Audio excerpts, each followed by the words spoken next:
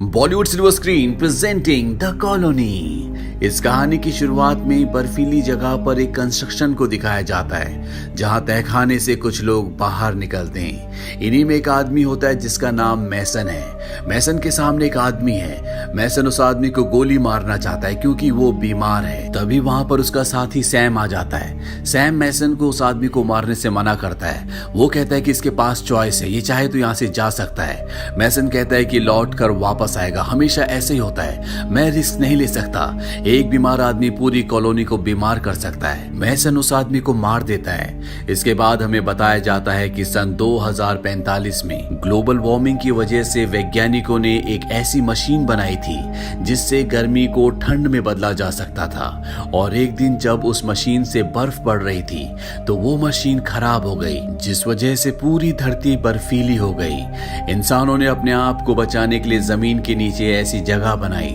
जहां पर वो रह सकते हैं, जहां पर वो खेती कर सकते हैं। पर ये सब इतना आसान नहीं है। यहाँ पर कुछ लोगों का ये भी मानना है कि धरती पर एक ऐसी जगह है जहां पर नीला आसमान है, हरी हरी घास है, लेकिन इस बारे में किसी को कुछ नहीं पता कि ये जगह कहां पर है या ये जगह धरती पर है भी या नहीं। सैम ब्रिक्स के पास जाता है और उसे कहता है कि आज जिस आदमी को मैसन ने मारा उस आदमी को छोड़ देना चाहिए था। ब्रिक्स कहता है कि मैसन ने जो भी किया सोच समझ कर किया। मैंने इस कॉलोनी को शुरू किया था तब इसमें 100 आदमी थे और आज उससे कई ज्यादा हैं। उन सबको बचाना मेरी जिम्मेदारी है। अब इन्हें यहाँ पर कॉलोनी 5 से रेडियो पर एक कॉल आता है, पर उस तरफ से कोई नहीं बोलता। दरअसल यहाँ पर अलग अलग नंबर की कॉलोनीज हैं। जिस कॉलोनी में ये रहते हैं उसका नंबर 7 है। ऑपरेटर रिक्स को बताता है कि आज से 7 दिन पहले कॉलोनी 5 से उन्हें मैसेज आया था कि वो रेडियो रिपेयर करने के लिए धरती के नीचे जा रहे हैं। इसके बाद उनसे कोई संपर्क नहीं हुआ। ब्रिक्स एक मीटिंग बुलाता है और कहता है कि हमें कॉलोनी 5 की तरफ जाना चाहिए। ब्रिक्स के साथ सैम और एक और लड़का जाने के लिए तैयार हो जाते हैं। हालांकि यहाँ पर कुछ लोग नहीं चाहते कि ये लोग कॉलोनी 5 में जाए। उनका मानना ये होता है कि अगर वहां पर इन्फेक्शन होगा तो ये तीनों भी इन्फेक्टेड हो जाएंगे और जब वापस से कॉलोनी 7 में आएंगे तो यहाँ पर जितने भी लोग हैं उन सबको भी इन्फेक्शन हो जाएगा। लेकिन ब्रिक्स कहता है कि हमने कॉलोनी 5 से वादा किया था कि हम एक दूसरे का ख्याल रखेंगे, इसीलिए हमें जाना होगा। अब मीटिंग के दौरान यहाँ पर एक कपल खांसना शुरू कर देता है। उनके खांसते सब अपने मुंह पर मास्क लगा लेते हैं और इस जगह को छोड़कर जाने लगते हैं। इसके बाद ब्रिक्स और मैसन इन दोनों को एक जगह बंद कर देते हैं। दरअसल यहाँ पर कोई भी बीमार होता है तो उसे क्वारंटीन कर दिया जाता है, उसे दवा दी जाती है। अगर वो ठीक हो गए तो उन्हें वापस शामिल कर दिया जाता है, नहीं तो बाहर उन्हें बर्फ में मरने के लिए छोड़ दिया जाता है या उन्हें गोली मार दी जाती है। ब्रिक्स मैसन को बताता है कि मेरे जाने के बाद काई यहाँ की इंचार्ज होगी। हालांकि मैसन खुद इंचार्ज बनना चाहता है लेकिन ब्रिक्स को उस पर भरोसा नहीं है। सैम अपनी गर्लफ्रेंड काई को अलविदा कहकर यहाँ पर ब्रिक्स और अपने दूसरे साथी के साथ निकल पड़ता है। बाहर खून जमा देने वाली ठंड होती है। सैम कहता है कि मैंने इस पूरी दुनिया को बदलते हुए देखा, मुझे सूरज की गर्मी का एहसास तक अब याद नहीं है। ये तीनों के तीनों उस ठंड में आगे बढ़ते हैं। यहाँ पर इन्हें वो वेदर कंट्रोलिंग मशीन भी दिखती है जिसकी वजह से आज ये दुनिया ऐसी हो गई है। इसके बाद ये यहाँ से आगे बढ़ते हैं और इनके सामने एक लंबा टूटा फूटा ब्रिज आता है। इन्हें इस ब्रिज को क्रॉस करना होगा। ये तीनों के तीनों अपनी जान पर खेलकर ब्रिज को क्रॉस करना शुरू करते हैं। जब ये ब्रिज के दूसरे कोने पर पहुंचते हैं तो वहां पर इन्हें गाड़ी दिखती है जिसके सामने एक आदमी की डेड बॉडी होती है। उसके हाथ में एक रिवॉल्वर भी होता है और ब्रिक्स जब गाड़ी के अंदर देखता है तो वहां पर एक औरत और बच्चा होता है जिनको गोली मारकर उनकी हत्या कर दी गई होती है। ब्रिक्स को कुछ भी समझ में नहीं आता। वो कहता है कि हमें लगातार आगे बढ़ना चाहिए। ये तीनों के तीनों यहाँ से आगे बढ़ जाते हैं और कुछ घंटों का सफर तय करने के बाद इन्हें एक हेलीकॉप्टर दिखता है जो क्रैश होता है। अब रात भी होने वाली है, इसीलिए ब्रिक्स, सैम और उसका साथी ये फैसला करते हैं कि रात वो इसी हेलीकॉप्टर के अंदर बिताएंगे और अगली सुबह यहाँ से कॉलोनी 5 की तरफ बढ़ेंगे। ये तीनों ऐसा ही करते हैं। अगली सुबह कॉलोनी 5 की तरफ बढ़ते हैं और कुछ ही देर बाद एक कॉलोनी 5 पहुंच जाते हैं। कॉलोनी 5 पहुंचने के बाद ये देखते हैं कि चारों तरफ खून के निशान होते हैं। ये तीनों के तीनों अंदर जमीन के नीचे चले जाते हैं। इन्हें चारों तरफ सिर्फ और सिर्फ सन्नाटा सुनाई देता है, इन्हें कोई भी नहीं दिखता। ये धीरे धीरे आगे बढ़ना शुरू करते हैं। इसके बाद ये एक लॉक्ड दरवाजे को खोलकर उसके अंदर जाते हैं, जहां पर इन्हें एक आदमी दिखता है जो बुरी तरह से डरा हुआ होता है। वो इन्हें देखकर कहता है कि मुझे मत मारना। ब्रिक्स कहता है कि हम तुम्हें नहीं मारेंगे, हम कॉलोनी 7 से आए हैं। वो आदमी कहता है दरवाजा बंद करो। इसके बाद ये दरवाजा बंद कर देते हैं। ये आदमी भूखा और प्यासा होता है। ब्रिक्स उसे पीने के लिए पानी और खाना खाने के लिए देता है। ब्रिक्स उससे पूछता है कि क्या हुआ था। वो बताता है कि हमने एक एंटीना लगाया था जिससे हमें एक मैसेज मिला, और इसके बाद ये मैसेज वो इन्हें सुनाता है जिसमें एक आदमी बताता है कि हमने वेदर कंट्रोल मशीन को ठीक कर दिया है, यानी कि अब ठंड को रिवर्स किया जा सकता है। बादलों को 3 मील पीछे हटा दिया गया है, हम इन्हें और भी पीछे हटा सकते हैं। अब हमारे पास मिट्टी और धूप है, लेकिन हमारे पास बीज नहीं है। अगर कोई इस मैसेज को सुन रहा है तो जल्द से जल्द हम तक बीज लेकर पहुंचे। इसके बाद वो आदमी अपनी लोकेशन बताता है। अब ब्रिक्स के सामने जो आदमी होता है वो बताता है कि हमने एक टीम को उन लोगों को खोजने के लिए भेजा था, लेकिन वहां पर उन्हें कोई भी नहीं मिला। पर उन लोगों को किसी ने खोज लिया जिन्होंने हमारी टीम का यहाँ तक पीछा किया। अब भी वो लोग यहाँ पर हैं। ब्रिक्स कहता है कि यहाँ पर कोई नहीं है, तुम हमारे साथ हमारी कॉलोनी 7 में चलो, वहां तुम सुरक्षित रहोगे। पर यह आदमी यहाँ से कहीं भी नहीं जाना चाहता। वो ब्रिक्स को कहता है कि मैं यहीं इस कमरे में रहूंगा। इसके बाद इन्हें कुछ टकराने की आवाज आती है। वो आदमी इन तीनों को धकेल कर बाहर निकाल देता और अंदर से दरवाजा बंद कर देता है। ब्रिक्स को जहां से आवाज आई होती है, अब वो अपने दोनों साथियों के साथ उस तरफ बढ़ना शुरू कर देता है। कुछ आगे बढ़ने के बाद इन्हें वहां पर इंसान दिखाई देते हैं, पर ये इंसान नहीं है बल्कि ये नरभक्षी हैं। वो इन तीनों को देख लेते हैं। हालांकि ये तीनों उन पर गोलियां भी चलाते हैं, पर उनकी तादाद बहुत ज्यादा होती है, इसीलिए इन तीनों को यहाँ से भागना पड़ता है। वो नरभक्षी इनका पीछा करते हैं। ये डायनामाइट ब्लास्ट करके उन नरभक्षियों का रास्ता रोकने की कोशिश करते हैं, पर ब्रिक्स और सैम से जो उनका तीसरा साथी होता है वो अलग हो जाता है। उस पर नरभक्षी हमला कर देते हैं और उसे मार देते हैं। ब्रिक्स को और सैम को अकेले यहाँ से आगे बढ़ना पड़ता है। वो दोनों सीढ़ियों से ऊपर जाते हैं। नरभक्षी अभी भी उनका पीछा कर रहे होते हैं। वो लोहे की उस सीढ़ी को नीचे गिरा देते हैं, पर फिर भी कुछ नरभक्षी ऊपर चढ़ जाते हैं जिन्हें ब्रिक्स गोली मारकर मार देता है। तभी वहां पर और नरभक्षी और उनका सरदार भी आ जाता है और वो ब्रिक्स को देखकर जोर से चिल्लाता है। इसके बाद ये दोनों के दोनों चिमनी के रास्ते कॉलोनी 5 से बाहर निकल जाते हैं और उसके अंदर डायनामाइट डालकर उस रास्ते को पूरी तरह से तबाह कर देते हैं, यानी कि वो नरभक्षी अब वहां से बाहर नहीं निकल सकते। ये दोनों के दोनों उस हेलीकॉप्टर तक पहुंच जाते हैं जहां पर इन्होंने रात बिताई थी।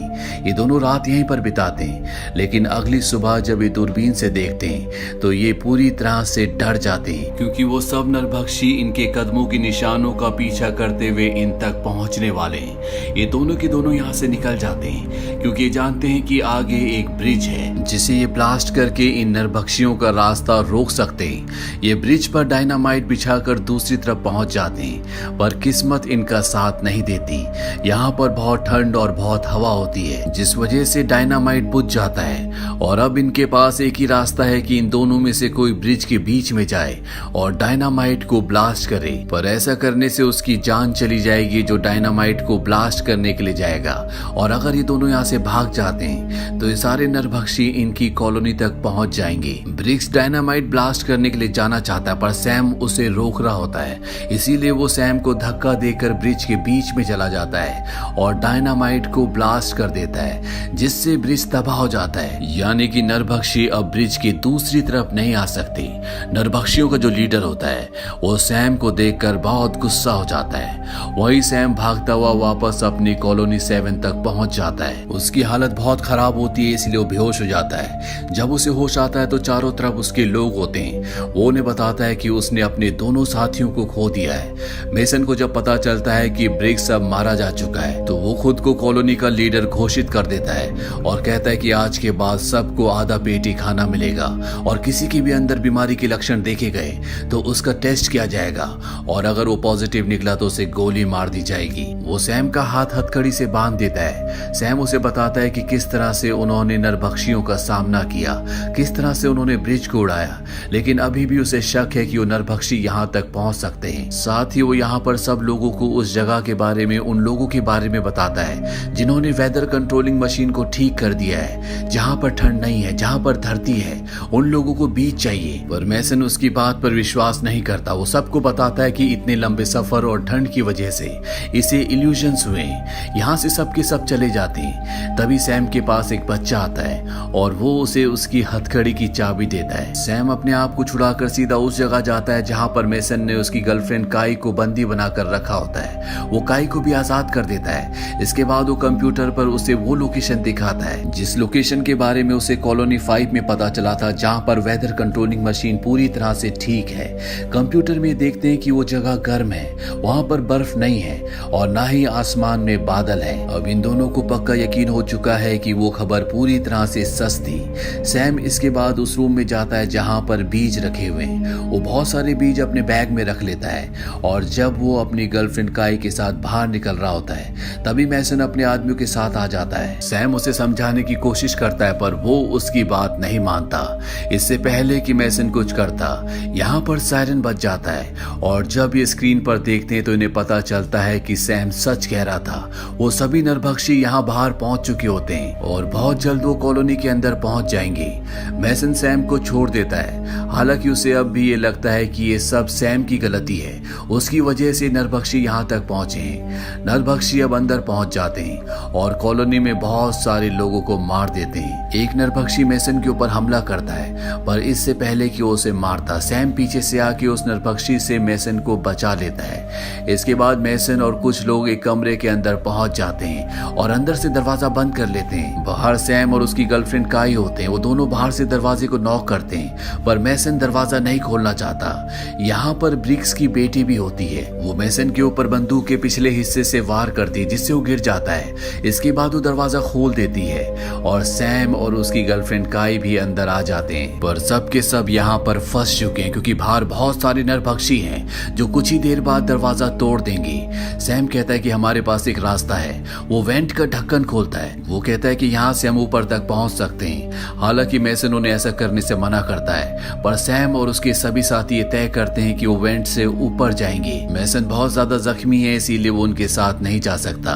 सैम जाने से पहले उसे अपनी रिवॉल्वर देता है और कहता है कि दुश्मनी भूल जाओ, हर एक गोली बहुत कीमती है। सैम यहाँ से निकल जाता है और कुछ ही पलों बाद नरभक्षी दरवाजा तोड़ देते हैं। मैसन के हाथ में रिवॉल्वर है पर वो उससे गोली नरभक्षियों की तरफ नहीं चलाता बल्कि पास ही रखे हुए एक सिलेंडर पर चलाता है जिससे यहाँ पर एक बहुत बड़ा ब्लास्ट होता है। सभी नरभक्षी मारे जाते हैं पर इनका जो लीडर होता है, जो सबसे खूंखार है, वो बच जाता है और अब वो सैम का शिकार करना चाहता है। वो सैम तक पहुंच जाता है और सैम को बहुत बुरी तरह मारता है। हालांकि सैम भी उससे मुकाबला करने की कोशिश करता है पर वो सैम से बहुत ताकतवर होता है। सैम की किस्मत अच्छी होती है कि उसके हाथ में लोहे की रॉड आ जाती है। इससे वो नरभक्षी के लीडर पर कई बार वार करता है और उसे खत्म करके वो भी अपने बचे हुए साथियों के साथ ऊपर पहुंच जाता है।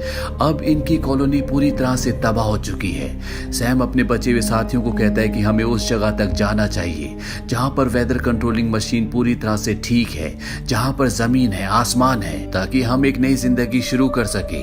हालांकि सैम और काई के अलावा यहाँ पर सभी लोग कंफ्यूज्ड होते हैं लेकिन फाइनली वो सैम की बात मान जाते हैं। सैम वहां से बीजों का डब्बा उठाता है और ये 10 के 10 लोग उस तरफ बढ़ चलते हैं जहां पर ये एक बार फिर से पहले की तरह नॉर्मल जिंदगी जी सकते हैं। लेकिन इनका सफर इतना आसान नहीं होगा। इसी के साथ ये कहानी यहीं पर खत्म हो जाती है। इस कहानी के अंत को देखकर ये लगता है कि अंत में किसी भी तरह से ये सब के सब उस जगह तक पहुंच जाएंगे क्योंकि इनके पास उस जगह की सही लोकेशन है, सर्वाइवल के लिए चीजें हैं, साथ ही बीज भी हैं और इन लोगों को ऐसी जगह पर यानी कि बर्फीली जगह पर रहने की आदत भी है। तो ये थी कहानी फिल्म द कॉलोनी की।